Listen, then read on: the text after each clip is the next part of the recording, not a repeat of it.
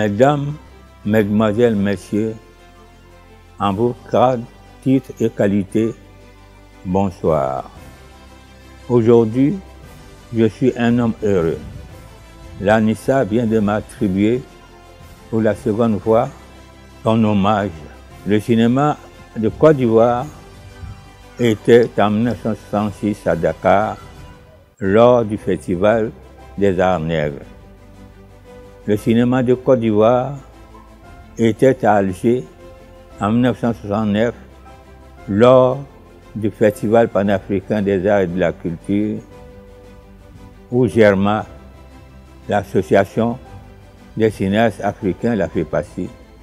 Le cinéma de Côte d'Ivoire fait partie des pionniers du Festival panafricain de cinéma de Ouagadougou, le FESPACO. Le cinéma de Côte d'Ivoire est coproducteur du film La Victoire en chantant ou Noir et blanc en couleur, Oscar d'Hollywood. Devant cette lancée du passé, on est obligé de constater qu'aujourd'hui, le cinéma de Côte d'Ivoire est en délabrement. La diffusion est à son niveau le plus bas. La Côte d'Ivoire comptait un parc de 70 salles. Il est difficile de comparer ces chiffres à celui d'aujourd'hui. La production est souterraine. Des jeunes et des moins jeunes se battent pour réaliser des films au prix de 1000 difficultés. Je les félicite et les encourage. Mais je tiens à leur dire que le cinéma est une profession qu'il faut apprendre.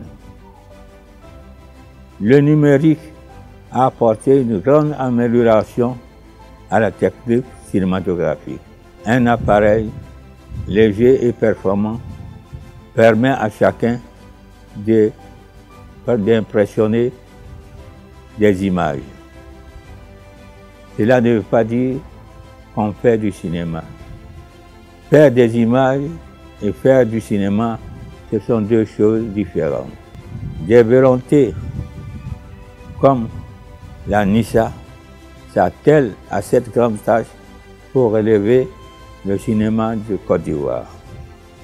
J'adresse mes vives félicitations à l'ANISA pour ce qu'elle fait et souhaite un franc succès à tout ce qu'elle entreprend pour la renaissance du cinéma ivoirien. Je remercie les institutions qui participent à cet événement et les encourage à participer à ce grand événement qui est la renaissance du cinéma de Côte d'Ivoire. Joyeux anniversaire à l'ANISA. Vive le cinéma et l'audiovisuel de Côte d'Ivoire. Que vive l'ANISA.